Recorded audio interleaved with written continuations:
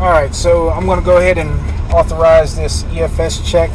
So basically, there's an 800 number on the check to call, and you call it and you punch in all the info that's needed. So I'll kind of do it in real time here.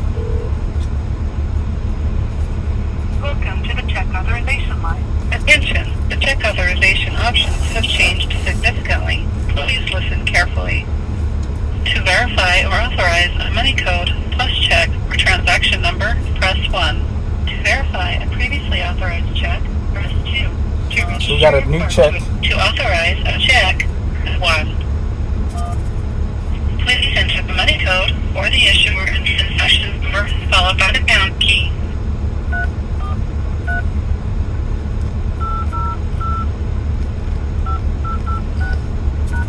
So that's going to be the express code or the money code that the driver gives you or the company gives you. And then you're going to be putting in the check number after that.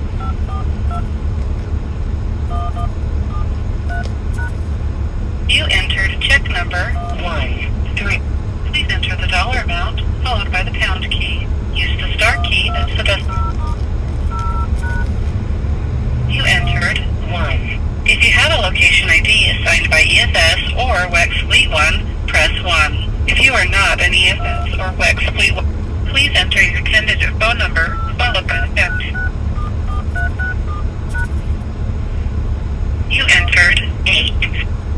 The authorization is confirmed. Station code is 01020. Again, the authorization code is 01070.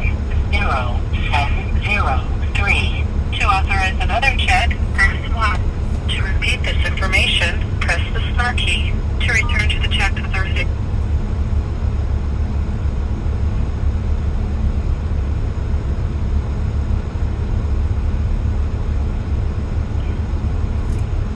Alright, so we got the authorization code. And I'll explain it here in a little bit. I was just trying to do it in real time there. And then basically the check is good. You finish filling it out if they haven't already done it. And take it to the bank and deposit it like you would any other check.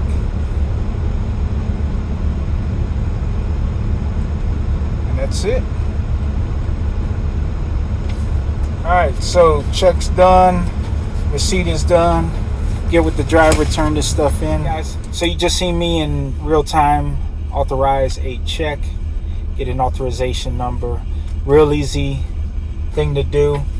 Basically, we don't do any company checks, we don't do any personal checks, but trucking companies out on the road, they use 4 main checks. Basically, the only 4 I've ever seen. It's EFS, COMCHECK TCHECK, and then FleetOne. So the way they work, and I've got all 4 of them here. I always keep extra. Anybody can have them. So look just like this. This is an EFS check, right? So I do the job. The total goes in here. You write it out, to yourself, and the amount. And what happens is that the driver or the dispatcher, whoever from the company, gets an express code or money code in this instance right here. You put it in here. I'll take this check, I'll jump in my truck, call the number it has, one of these numbers, and you'll just kind of go through the automated system. They'll ask for the check number, they'll ask for the total, they'll ask for your phone number, and then they're going to want this money code. You punch all that in. If everything's good, they shoot you back with an authorization code, and it's pretty quick, pretty easy. This is EFS. The one I like is FleetOne. FleetOne's real easy. It's basically same idea. The company will have the check number. When you call this in, you don't need anything else. Just call it in, and then you do the check number, the total, and they'll give you an authorization number. Real easy. The other one's a T-check. Don't use as much, but they're out there. Same idea. You fill it out, total, express code goes here, and then you'll get the authorization code.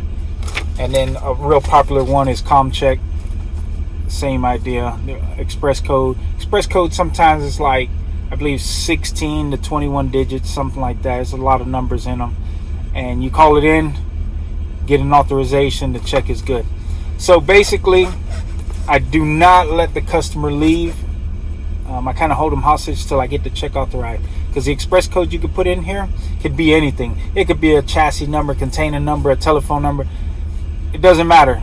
It's just a whole bunch of numbers that go in there, so you don't know unless you call it and get it authorized. So when you call it in, real easy, give all the information. If something's wrong, they're not going to authorize it.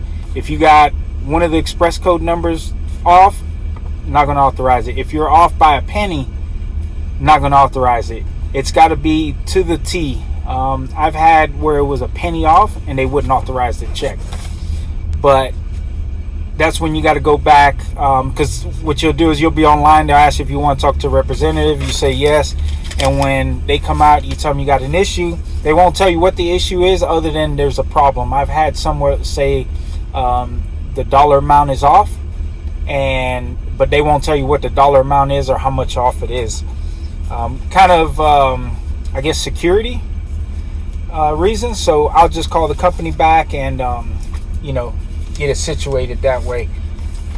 The other thing too is sometimes drivers' handwriting isn't that legible, so sometimes you'll think a 7 is a 1 or a 1 is a 7, and you'll put that wrong, and that'll cause an issue. So what I normally do is, if they write it on the check and then hand me the check, I look at the numbers and I kind of go over it with them to make sure that that's what it is. And sometimes they'll give me their phone or and have me put it in. It's a little bit easier, but you just make sure everything is correct before you make that call, because if not, like COMCHECK, it's almost like it takes forever to get the authorization. You got to go through all the steps over and over. Everything, you got 16 digits you got to punch in, the check number you got to punch in, the total amount, your phone number, all that. And it's a little time consuming, but if you get everything right from the get-go, when you go to do it, it doesn't take as long. So hopefully that helped some of you guys on some of them checks, because I know when I first started doing them years ago, I was kind of a little iffy about them. I didn't know much about them. I just didn't want to get scammed out of money, but they're legit if you do everything the right way, like it's supposed to be. And that's about it. Thank you guys for watching, and catch you on the next one.